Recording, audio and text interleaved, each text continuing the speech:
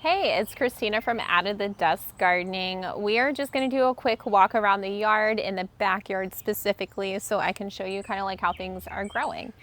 I might do like a weekly thing if people end up liking this, just so you can see the progress and what I'm doing in the yard. We're going to just start over here. I haven't really talked about this much, so I'm just gonna talk about this real quick.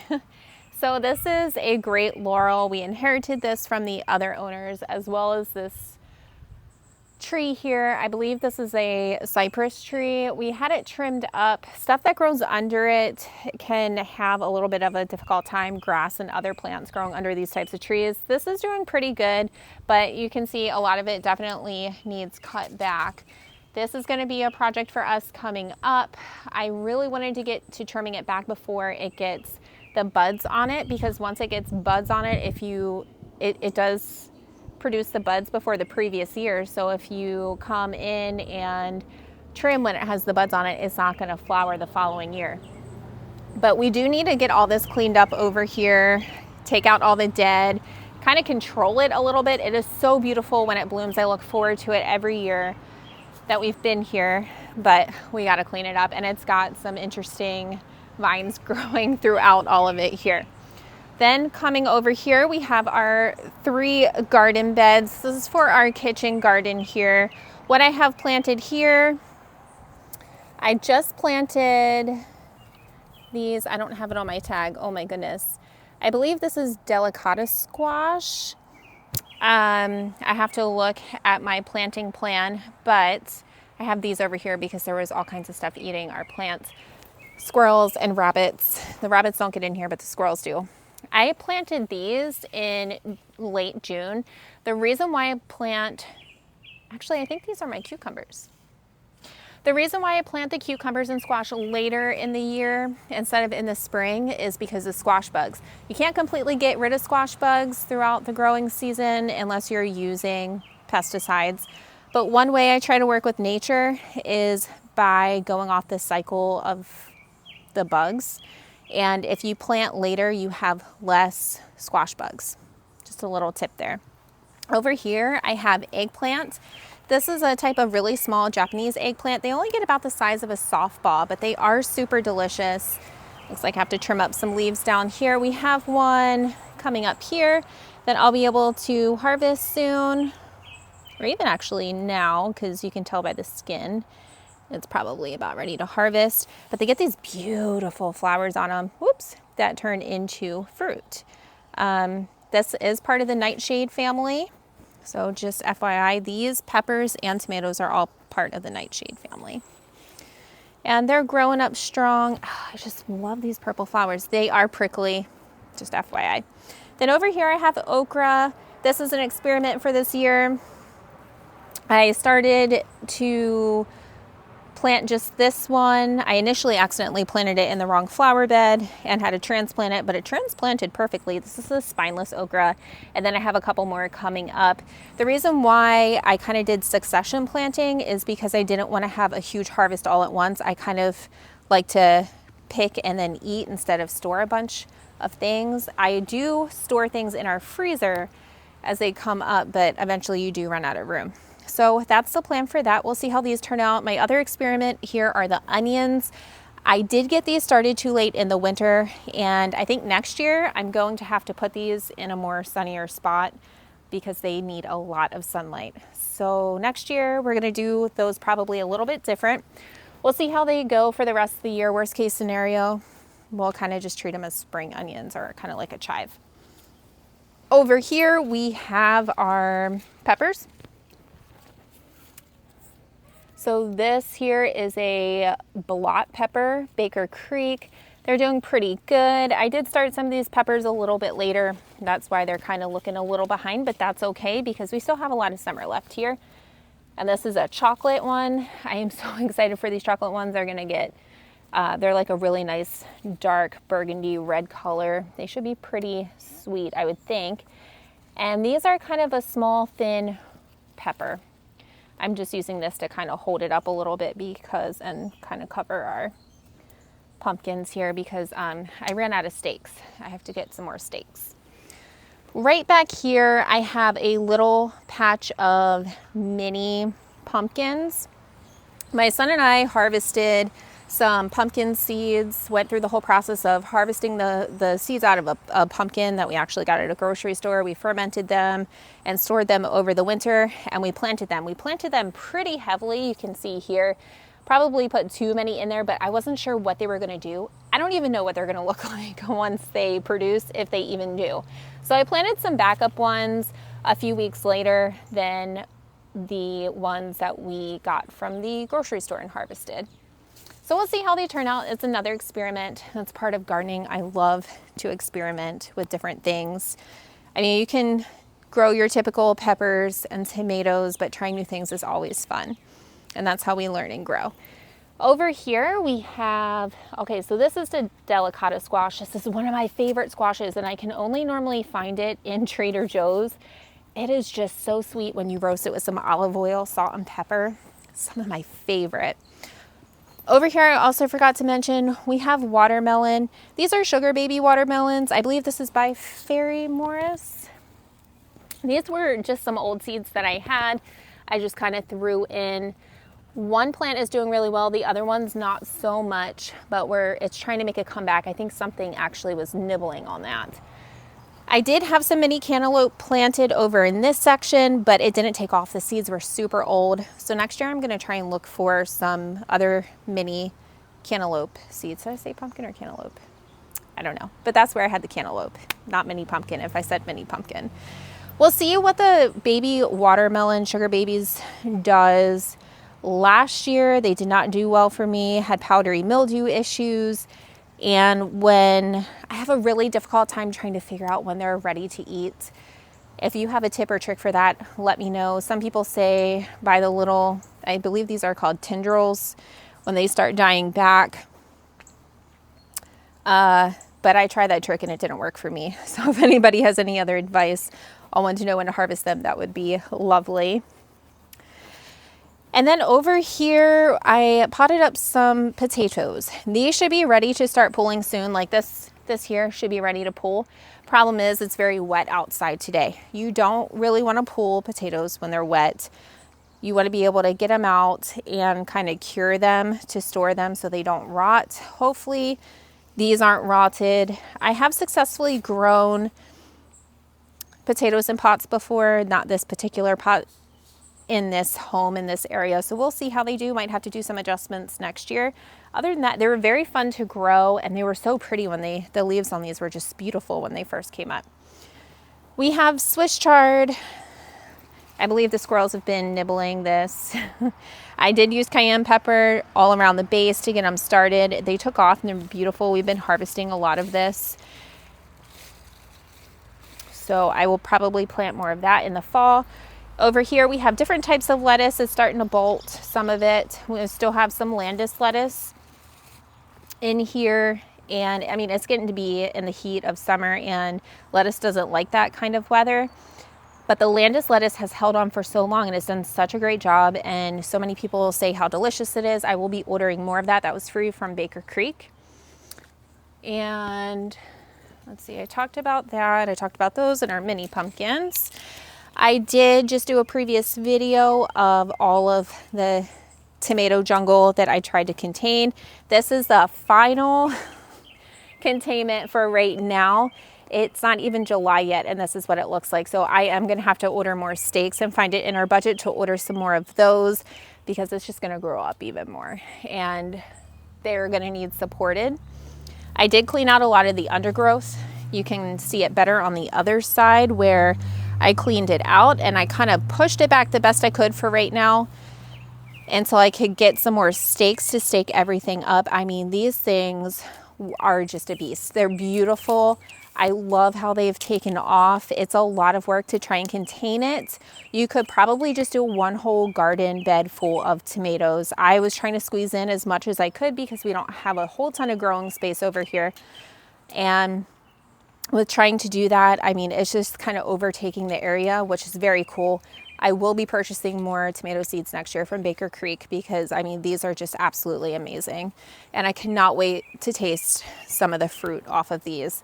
I did kind of try and get them back as far as I could off the pepper plants. These are compatible with each other. They're both in the nightshade family and they can be planted next to each other. They actually grow very well next to each other. Problem is these guys need sun. These pepper plants all need sun. So I just kind of lifted the tomato plants back a little bit so they can get a little bit more sun. We've got a lot of fruit coming up and I'm super excited for all that. I did do light fertilizing too. You can see how much shade we have from the tomato plants. We have a heat wave coming up, so I didn't want to take too much of the leaves off to provide some shade to prevent moisture lost in this bed. And then over here I have a mixture of, this is all Fairy Morris, but next year I'm going to switch to all Baker Creek, I think. This is winter squash. I'm super excited to be able to grow this. I hope it does produce well. And then we have some summer squash. This is always hit or miss for me. I also get issues with powdery mildew with squash, so we'll see what happens. See some of the basil plants I have hidden underneath the tomatoes. They are still hanging on. Over here, I just have this little extra stackable pot contraption I had from our old house. It used to do really well for me. It's not doing so well out here in this first year I've used it out here actually on our new house. We've only been here, this will be our second growing season. This is the first time I've used it out here in our garden area. It's not doing super well, so I might try it somewhere else or maybe plant the herbs in a different way. But we do have some basil and some other things growing. I planted them pretty late. They're hanging on. Over here we have our water barrel. If you know anything about the Virginia area and the mid-Atlantic, a lot of us, even I know people down in Florida, we're in a drought. And if there are some areas like south of us, Richmond, because I'm in more of the northern area, there's not much in here, they're going on like drought restrictions, water conservation restrictions. And so I am trying to harvest as much water as I can from all these storms and save the water. My husband mentioned maybe tapping into our water spout and collecting the stuff off the roof, but I have to check our shingles to make sure it's safe to do that because I don't want to collect contaminated water and put that on an organic vegetable bed. So that's something for us to look into. Over here, there is a rose bush over here that we inherited. It has been covered with spotted lanternfly nymphs, which is a huge issue in this area. It also has a ton of heavenly bamboo. My husband has a plan to rip all this out. I will, of course, help him with all that. And then we're going to put a oak leaf hydrangea right over here, and it should sprawl out and provide good ground cover here to help the soil. We do have to rework a lot of this soil space. And this is the oak leaf hydrangea that is going to be transplanted. It was transplanted last year and it's going to be transplanted again. I have a beauty berry here I transplanted this year. It'll live here. The oak leaf is sitting on it right now, but it will live here. I love these things. They are gorgeous, especially in the fall, and I have one here. And we'll probably plant something that stays more compact right down in here that can handle full sun. Over here, we have another inherited plant. Not quite sure what this is, but it does have another vine growing through it, and it's actually growing up our house. We're going to be taking all this down and out.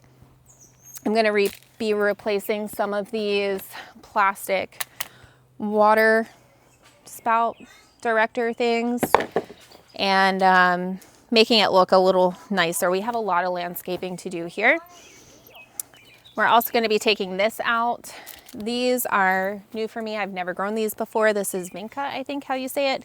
I'm not normally into tropical flowers, but these were in the Lowe's clearance section and they are performing well. I don't even really have to deadhead them. Every once in a while, I just come out here and help it along, but it's been doing so good. These are dogwoods. If you've been following along, one of the very first videos I posted was us taking out heavenly bamboo, which is extremely invasive and it kills the songbirds. These are dogwoods. They help better with feeding the birds. They will produce a berry that they actually can eat that won't kill them. They provide beautiful winter interest. These stems will get a beautiful bright red in the winter. And these ones stay compact. These are Fire Dance and they are by First Editions. This is a compact lilac. It'll get a little bit bigger, but it'll stay pretty small. I haven't cut the tags off yet because I keep studying these before I cut them off so I can kind of remember exactly the specifications of them. All of this is still going to get cleaned out. We're going to revamp the soil over time. I'm not a big person for mulch, so we're going to slowly just let the mulch compost, I guess you would say, and put better compost down on top of it and mix it up and amend the soil. And then we'll come over up here a little bit. Now, we did have rain, so all the dirt from my plants has splattered up. I think I'm going to put some stones in here to help that stop from happening, but just gardening, you kind of learn as you go here. And I'm still trying to figure out this house here, but I have a lot of oregano and some sage that has seen some better days. Rosemary and marjoram, I think that's how you say it. We have lemongrass growing. This is the first time I've done this combination of lemongrass and strawberries. I'm not quite sure how I like it. The lemongrass I like on the patio because it does help with mosquitoes. And the strawberries are kind of struggling a little bit this year. I kind of went with a cheaper brand that I found at Lowe's just to see how I would like this combination. We'll see if they come back better next year because here in my zone, as long as you give them a good mulch in the fall or something to kind of keep them warm, they will come back again next year. And they're up against the house, so that'll also provide insulation through the cold weather. Not all the time do they do well in the winter, but most of the time you can do that here. So I have two of these. These troughs I picked up at Lowe's for crazy cheap. They're called a trough. Sorry, my husband just brushed the dog and we have fur balls everywhere. We definitely have to leaf blow and sweep out here. But these are very cool. I love these and they are self-watering. I had a lot of old mint seeds that I threw in here that never propagated. So I am going to probably just plant some basil or find whatever herb seeds I have left to just throw in there for the year. I have over here some calendula. I believe these are called Pacific Beauties. First year ever growing calendula, and I am loving these. They have been so much fun to watch grow here, and their yellow color just adds so much brightness to our patio.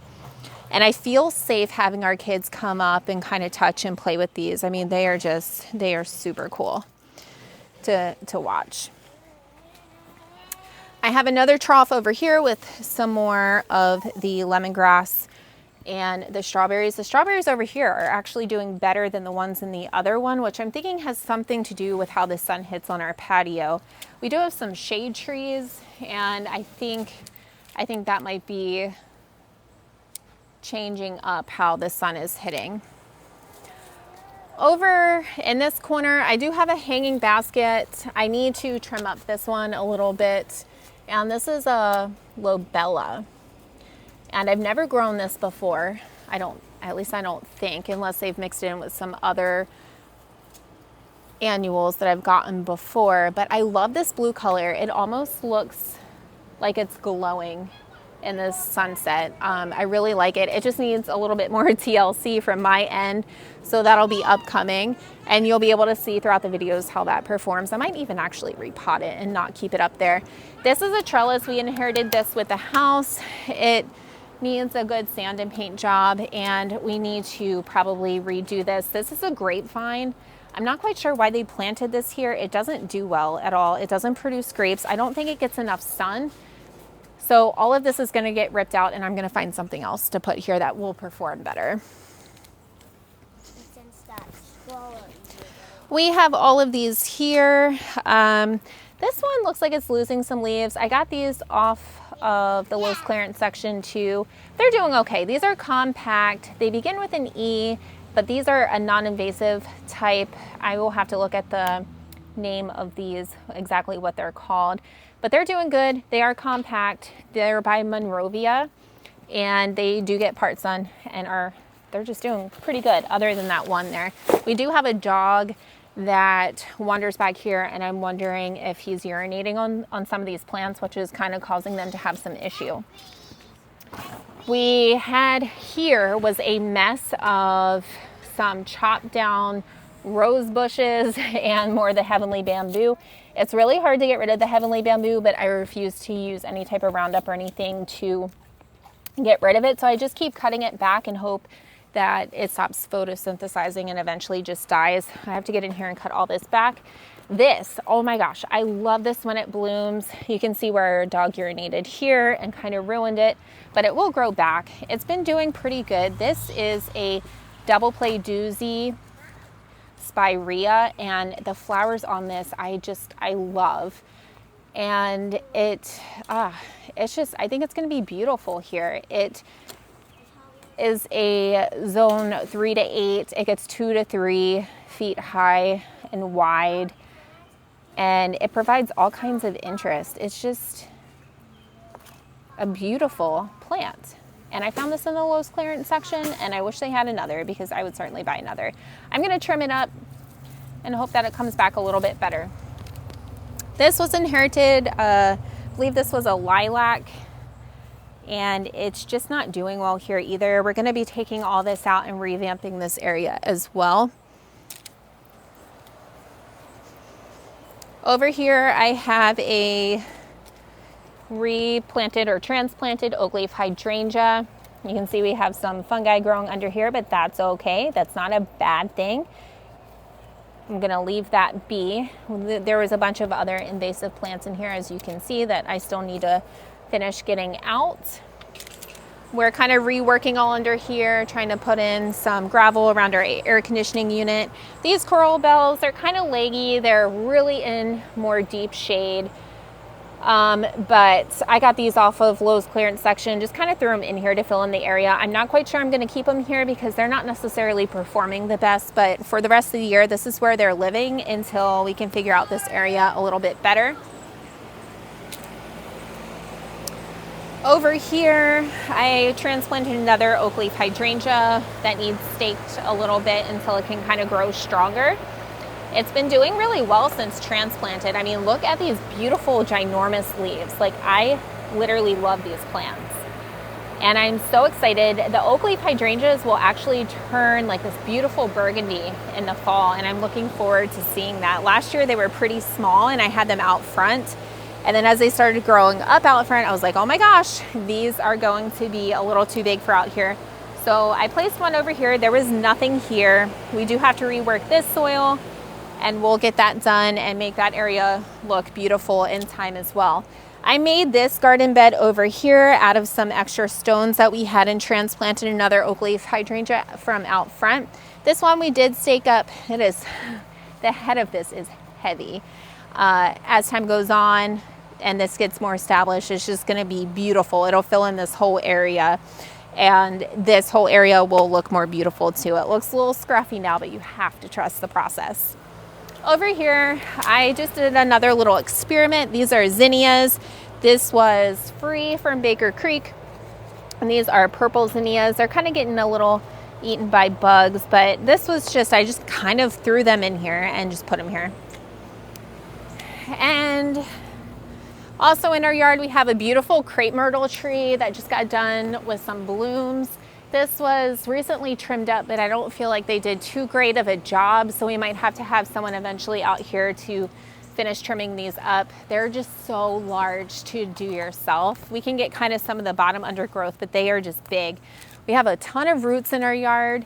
I've been trying to use the roots to our advantage. I've been planting some non-invasive creeping plants to kind of help with the soil, the moisture loss, and to kind of landscape the yard with the roots. Coming up here, I purchased a fig tree from Lowe's at the beginning of summer. I had one at our other house and I got rid of it when we moved, but I am loving this. This thing was probably about this big when I got it. I threw it in this pot on top of an old stump here, and it's doing great. The one I had at our old property in a pot, I did bring it in the winter.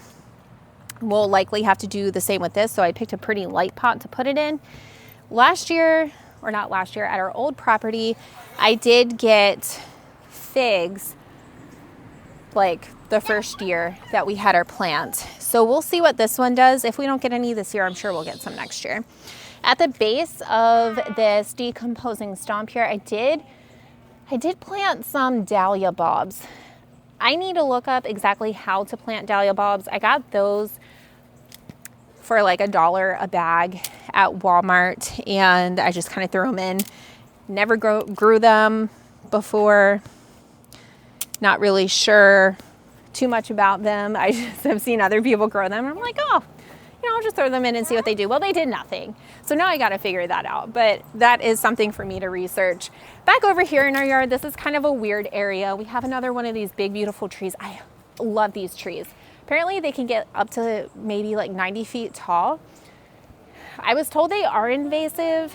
We're not cutting these down anytime soon. They're just too massive and they're not hurting anything. And there's none other ones popping up anywhere else.